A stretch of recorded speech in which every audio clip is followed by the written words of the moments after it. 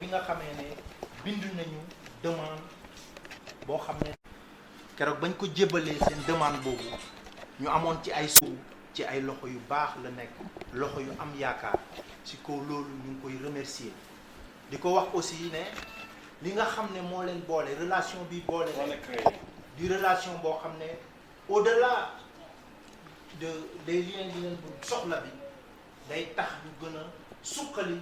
localité bi di Koungheul nekk ci biir Sénégal parce que moom am na yaakaar que ni ñoom bu mu jàppante maanaam essor de naaw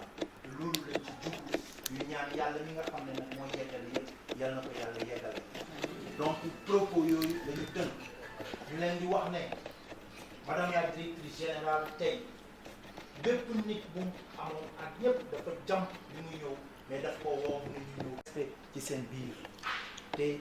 juré bi ak ñi mu àndal ñii kenn xamewu leen dem foo xam ne du wàllu buy suqali réew wala wàllu loo xam ne day développé kanam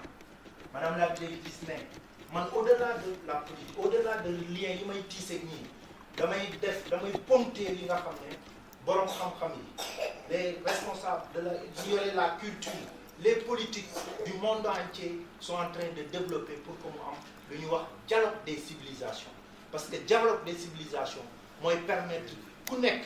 ak loo mën a sol ak mbubu moo mën a sol nga mën a ànd ak sa morom ngeen doxal àdduna doxal ay lien ndax loolu moo indi jàmm loolu moo indi développement dara bu ma waxee mu ne c'est ça là au-delà de la relation man je suis convaincu que maa ngi def lu yàlla santaane parce que dialogue des civilisations d'abord maa ngi koy def communauté chrétienne ak ñun ñu ànd parce que loolu mooy tax les valeurs yi développé àdduna ñu mën ko doxal. ñu lay wax soyez les bienvenus donc à ces mots merci ñu ngi leen di remercier di leen wax dal leen ak jàmm voilà madame la directrice générale l'introduction que vous m'avez chargée. On était venu pour vous dire qu'on a porté notre choix sur vous pour que vous soyez la marraine de notre Hawaré. Après juste la marraine de notre Hawaré, on était venu vous dire merci. Et en ce moment-là, on avait posé ici des doléances et vous nous avez dit carrément que vous êtes derrière nous et vous allez réaliser, n'est-ce pas, ce dont nous voulons. Et ça fait maintenant quelques jours, Frère Etienne vous a appelé pour nous dire que vous avez fait quelque part. Donc vous avez donné une pense pour le panneau solaire et que le panneau lumineux également, vous allez faire comme on l'a dit l'année passée. Alors, là, nous sommes venus encore pour réitérer nos remerciements. Monsieur Ndiaye l'a dit tout à l'heure. Le choix sur vous n'est pas gratuit. Parce qu'on savait au moins qui vous êtes. On savait nettement que vous allez au moins vous allez pouvoir nous aider, n'est-ce pas, dans nos projets. Donc, les mots nous manquent, mais nous essayons de vous dire merci. Au nom, n'est-ce pas, de l'amicale. Au nom de l'amicale, mais cette fois-ci, c'est au nom de la paroisse. Parce que le panneau solaire, le panneau lumineux, c'est pour toute la paroisse. Donc, nous vous disons merci, encore une fois. C'est vrai que les mots nous manquent, mais au moins, nous allons vous porter dans nos prières. Merci. Madame Diop, ñun de yaakaar naa ne yi fii ñëw yëpp ñun la woon damay commencer di remercier tonton Babou Sarr parce que yaa nekkoon suñu facilitateur ci début bi mun naa ne tey bu lii amee rek yow yaa tax ndax ci début bi yow la woon yow lañ doon woo nga mettre ñu en rapport ak moom kon mun naa ne ci yow la ñuy commencer remerciement bi di dem ci tonton monsieur le maire monsieur Birane Dem di ko remercier moom it ndax bu ñu daan ñëw chaque fois ñoom lañ ci doon fekk sama collègue sama surveillant Gon Dioum moom it ci la di leen wax ni ñu ngi koy gërëm di ko sant di la wax ni doléances yi gis nañ ko ñëw nañu fii un groupe restreint exposé la suñu problème nga wax jox ñu te boobu ba léegi daal mun nañ ne dara wàccul yoon boobu ba léegi mi ngi respecté li mu ñu wax moo taxoon nag bi ñu frère waxee tey ci suba ne ñu madame bi woote na ne li di respecté li mu ñu waxoon ñu ne kon nañ déplacé wu bureau bi ñëw remercier waat ko doonte bindoon nañ ko sax daaw pour remercier ko ci li mu ñu defaraloon ci suñu xawaare bi ñu ne pourquoi pas ñu déplacé wu physiquement ñoo remercier waat ko di la wax ni amicale bi amicale des travailleurs catholiques bi mais aussi paroisse bi yëpp ñu ngi lay wax merci di la wax ni ah ñu ngi sa ginnaaw comme ni ñu la ko waxoon fii parce que laajte woon nga ñu ne ndax yéen a ngi ci ginnaaw ñeneen ñu ne la ñun du ñu war sa ginnaaw lañ nekk te incha allah foofu ñu woo ñu wuyu si la donc di la wax ni ñu ngi sa ginnaaw ñu fi waxoon ba tey ci lañ jàpp ah catholique de yaakaar naa ku ko xam ko ci dëgg li ñu wax daal loolu la ñuy sàmm di la wax ni foo ñu woo ñu wuyu si la incha allah du ñun ñoo lay war ndax gis nañu li nga pare pour def si ñun kon ñun la ñu ne ku la féete ci naaj bi nga féete ko ci kër gi du ñun ñoo lay war incha allah foo ñu woo rek ñu wuyu si la di la wax merci beaucoup yàlla yàlla sottal lépp leeral sa yoon vraiment. La parole au nom du préscolaire Francisca Cherby, dont vous êtes la marraine depuis l'année dernière, pour vous redire leur remerciement. C'est le merci des enfants que je vais traduire et le merci de toutes les éducatrices et des collaborateurs de nos écoles pour tout ce que vous avez fait pour ces enfants l'année dernière et pour tout ce que vous allez encore faire. Si j'ai bonne mémoire, vous avez dit tant que vous serez là, ces enfants sont vos enfants et vous les soutiendrez jusqu'au bout. Je crois que quand une mère parle de la sorte, c'est que ça vient du cœur. Puisque ça vient du cœur, nous n'avons pas de mots, comme l'ont dit mes prédécesseurs. Il n'y a que Dieu seul qui vous a donné ce cœur-là, à qui nous demandons de vous combler au-delà de vos attentes, de bénir tout ce que vous entreprenez, votre famille, vous-même et tous ceux que vous côtoyez. Et que ces enfants que vous soutenez aujourd'hui, que vous avez soutenus hier et que vous soutenez demain, puissent faire comme vous, continuer l'œuvre que vous avez débutée, c'est-à-dire s'occuper de leurs frères et sœurs et de leur famille et du Sénégal tout entier. Et en leur nom, merci, merci et merci. Que Dieu vous bénisse et vous garde. ngërëmaane nag moom du jeex mukk fu ñu toll ñu ngi gërëm kii de moom mën naa wax ne suma doomu ndey la suma xarit la ku ma jàppale la maa koy gërëm di ko sant daaw ñaari semaine moo desoon suñu arbre de Noël moo oo ko téléphone ne ko ñun dañoo am arbre de Noël te yow lañ ko bëgg a tuddee mu ne amul benn problème képp kuy yëngu ci mbirum tout tànk maa ngi ci ginnaaw parce que tout tànk yi ñoom ñooy nekk magu ëllëg te magu ëllëg xëy na mën na génn ci yéen ci seen bërëbu jàngalekat mu nekk président wala mu nekk leneen lépp lu ma mën dinaa ko ci def donte jàmp na waaye di ma jéggal du ma mën a ñëw waaye dinaa yónnee délégation ma ne ko amul benn problème délégation bi ñëw tamit wax dëgg yàlla dox nañ tànk bu dëgër lépp lu mu leen waxloo woon wax nañ ko fa ba moom mu ne tant que ñun ñu ngi organiser arbre de Noël pour tout tànk yi moom toujours moom dina nekk marraine yàlla def nag ren ñu tàmbalewaat di bugg a organiser ma koy woo duma ko mën a jot ba ma ne ah comme délégué yëpp xamoon naa leen naa dem ci benn délégué ma laaj ko xëy na dafa changé numéro ma mun koo mën a jot heureusement jour boobu ma waroon dem jour boobu la ma woo 10 heures mu ne ma ah décembre de jot na ah li ñu waxante woon daaw na ma ne ko justement loolu laa waxoon ne sax su ma wàccee tey dina am fu ma war a dem mu ne ba tey man maay jël marraine bi dinaa ko jël ban bés ngeen ko jàpp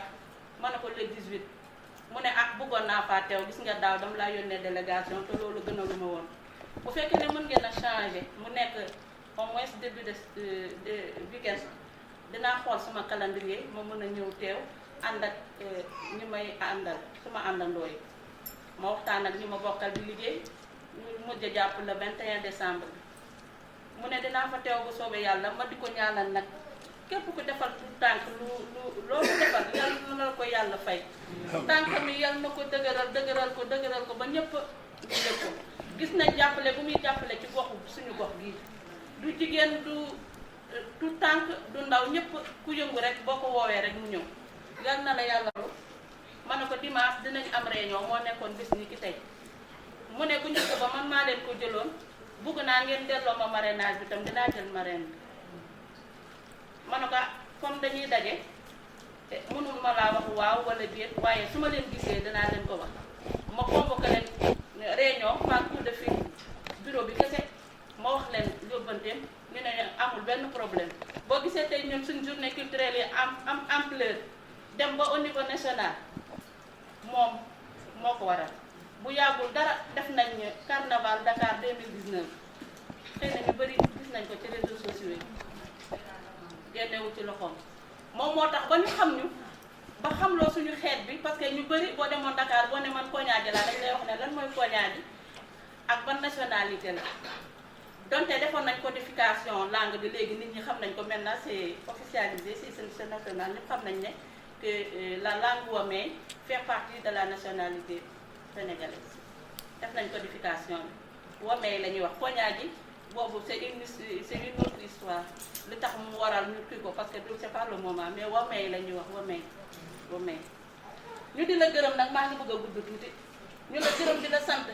yal na la yàlla mën loo bés bi nga teewe ko jàmm mu ngi ne ma ah duma mën a teew dama ne ko forcé di nga teew forcé jour arbre de Noël moom dina ñëw jërëjëf madame Dione. kontaan nañ ci ni yéen ñëwee fii yow Marie Mathieu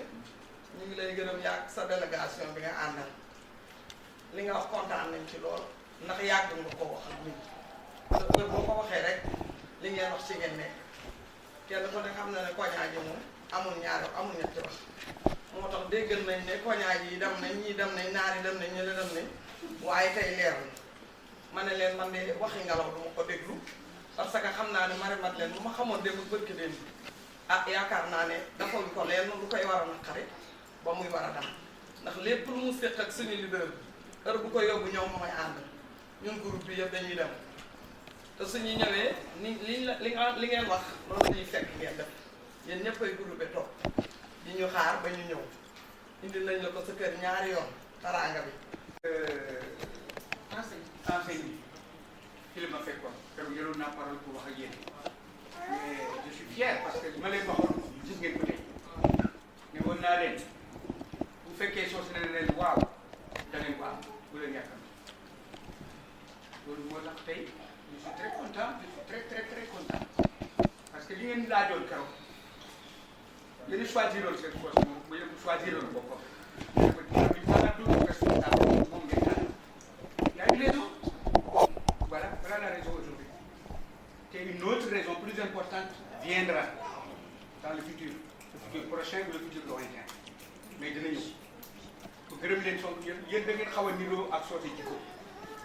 Marie Hélène wax na nee na bu ngeen xasee ba engagé kenn mënu leen détourner loolu nag mooy jikko sooti aussi quelle que soit l'importance de la doléance quelle que soit la rareté de cette doléance bu leen soose ne waaw da ngeen ko am yéen itam nag seen engagement bi wane ngeen ko parce que am na ko wax fii de dafa dina Abel wala Marie xam nga kana ko si wax je vous fais une seule recommandation engagement bi ngeen jël tey nga xam ne ñu wéngoon ko yaa déjà donc passé lointain passé la woon ba engagement bi ngeen wéewoon ñu leen koy dëggal tey loolu nag moo caractérisé les chrétiens loolu moom c'est un trait de caractère des chrétiens bu ñu xasee ba wax dootuñu dellu gannaaw mukk te c'est ça que nous souhaitons lii nga xam ne tey moom la ñuy tënk danañ fi réunion ak yeneen njëriñ yu gën a baax na yu gën a dëgër. Par le père Vincent, le curé, c'était une première. Il a fait le déplacement, il est venu jusqu'à Dakar en montagne. Il m'a rendu visite et il a prié pour moi. Et ça, vraiment, je considère cela comme quelque chose qui est grandiose. Et j'étais très fière. Je l'ai même présenté à l'ensemble de mon service. Bonjour également à frère Etienne, François Faye et Madame Manga qui vient de prendre la parole. Donc je voudrais à l'ensemble de mon propos vous dire que le Sénégal est un pays laïque. Il y a les musulmans, il y a les chrétiens, il y a même des païens. L'église, c'est un lieu de culte, comme les mosquées également. Moi j'ai dit que j'ai beaucoup investi dans les mosquées de Kourou, en particulier et en général dans le département. Donc pourquoi pas au niveau de l'église. Ce n'est pas de la politique. Mais je l'ai fait parce que je suis une femme de développement. Donc lii ma def nii damay jigéen yoo xam ne développement ci lay yëngu moo tax ma def donc li ma wax mooy Sénégal day réew moo xam ne ñun ñëpp a ko bokk benn bopp la kenn mënu koo xaj chrétiens yi dañ fi nekk jullit yi nekk fi donc mënu leen a xaajale mënuma département bi ak commune bi may def ci jàkka yi ak jumaa yi ak ci jàng yi église bi nekk fi ñu jël leen ber leen teg leen fële te ñun ñëpp fenn lañu mujj mooy si yàlla la ñuy mujj kon ñoom bu fekkee ne sollicité ñu ma damay jóg pourquoi parce que samay parents man ak suñu borom bi yàlla ak le président de la République son excellence Macky Sall nous demande d'être toujours à côté des populations et d'écouter leurs mots M-A-U, je veux dire le mal, ensuite d'essayer de les satisfaire. C'est dans ce cadre-là que j'ai fait ce geste-là. Donc je ne pouvais pas dire non. Les enfants sont le terreau de la nation et ils sont appelés à grandir, à nous remplacer. Donc xale yi loo leen defal ëllëg dañ koy fàttali donc biñ ne ma xale yi rek xale yi nàmp rek damaa jóg lu ma mën a lu ma mënut nàmp parce que maa ngi ñoo xam ne dañuy julli comme ñun seen ni ñuy jullee lañ am parce que jullit yi ak chrétiens yi li leen wutalee lu tuuti la lépp loo xam ne mi ngi nekk ci Coran bi daanaka mi ngi ci Bible kon nga xam ne ñun ñëpp benn lañ te benn destiné moom lañ am kon nag man même bu dul politique maa ngi leen tàllal loxo parce que je sais que mënu leen politique mais nag bu ma amee soxla dinaa leen ñëw ne leen am naa soxla bi bu ngeen ñoo xam ne aussi damay ñëw yëkkati leen ne leen kaay leen tàcc kaay leen woon déedéet mais bu fekkee ne am naa soxla boo xam ne mën ngeen koo faj dinaa ñëw kat daa dina Sœur Anne wala ma ñëw na Marie Madeleine wala ma ne Père Etienne wala Vincent man lii laa soxla ngeen defal donc dajalewu moo leen fi aussi pour politique ñii nag nekk fi sama staff la lépp lu may def ñoom dañ ko war a yëg su may joxee puso sax danañ ko yëg parce que da nga dem ba à un moment donné dootoo libre parce que y a des gens yoo xam ne ay inconditionnels la suñ doon dee sax ci yow la ñuy dee donc il faut être sincère et honnête avec ces gens là lépp looy def ñu jóg ma wëlbatiku nag di gërëm tonton Babou Samba parce que lépp moom la ndax c'est la première personne qui est venue me voir et il m'a répété à maintes reprises dama toppatoo ñii nii toppatoo leen parce que nee nañ lii lañ bëgg defal leen comme ni ngay defalee nit ñi gënuñ leen donc tonton Babou merci beaucoup yàqoo ci dara dama ko defal tonton bi ko moom it mu wax ma la même chose jigéen ñi fi toog ñëpp su ma limee damay juum ñoom ñëpp biñ ko yëgee elles étaient très contentes la preuve bi ngeen def seen jour lundi j'ai fait une forte délégation et toutes les femmes m'ont accompagné à ce cérémonie donc yéen ñëpp maa ngi leen di gërëm di leen sant ak xale yi nga xam ne ñoo fi toog yëpp bàyyiwuma kenn di gërëm le doyen principal Lamine ak ngooñ nga xam ne moo doon travail danaa li ma wax xam naa ne wax moom kenn mënu ko mais vraiment daal maa ngi leen di gërëm di leen sant te si c'est à recommencer je vais recommencer parce que je ne regrette pas dafa def nii ndax ci mbiru yàlla ci la jëm kon nag loolu bu ko def waroo ko regretter donc maa ngi leen di gërëm di leen sant ma bëggoon nag li nga xam ne première édition de vos journées culturelles c'était la marraine. Vous avez pris la parole pour dire que Madame John, vous êtes la marraine à vie. C'est pour ça que j'ai posé cette question et je l'accepte. Vous serez la marraine à vie. Donc c'est pour le 26 et j'invite tout le monde à cette cérémonie. On va partager. Vous verrez des choses extraordinaires, des démonstrations avec Madame John. Pour le 21 également, on va partager le gâteau avec les enfants et les cadeaux de Noël également. Elle ne peut pas être sensible aux appels qui concernent les enfants. Les enfants d'aujourd'hui seront nos enfants de demain. Même si aujourd'hui nous sommes leurs grands-mères, nous souhaitons que ces enfants soient demain aux côtés de nos propres enfants, de la communauté musulmane. Donc elle ne peut pas rester sourde aux doléances de la paroisse. Qu'il s'agisse d'enseignes, de panneaux ou de quoi que ce soit, elle est là pour faire de son mieux pour que cette communauté se sente une communauté sénégalaise. Parce qu'elle fait partie du pays, du territoire sénégalais. Elle a insisté aussi sur le fait que elle ne peut pas rester sourde non plus à l'injustice qu'elle remarque très souvent lorsqu'on s'occupe des mosquées, d'autres lieux de culte, même des lieux de culte animistes, et laisser en rade les lieux de culte chrétiens. Donc, en un mot, c'est ce que j'ai pu retenir d'essentiel, d'important, et peut-être elle a voulu aussi vous dire qu'elle ne veut pas faire de la politique de folklore pour applaudir, faire de n'importe quoi, mais ce serait normal qu'elle fasse appel à cette communauté en temps voulu. Et mon mari l'a expliqué, le côté dur, difficile n'est pas encore arrivé. On attend, peut-être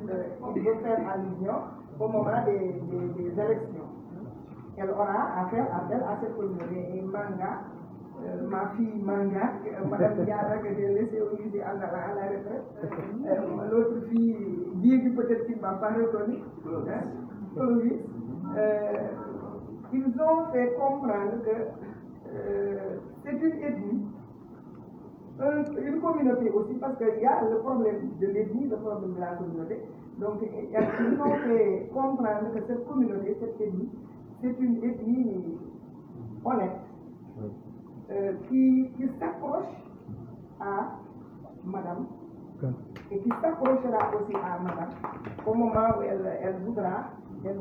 aura besoin d'aide, d'assistance, s'il vous plaît. C'est l'essentiel que j'ai retenu parce que je n'ai pas voulu entrer dans les petits détails. Quand on s'exprime, comme disait Senghor, en langue maternelle, on est beaucoup plus riche lorsqu'on s'exprime dans la langue de Molière qui n'est pas la nôtre. Vous voyez? beneen pàcc ba aussi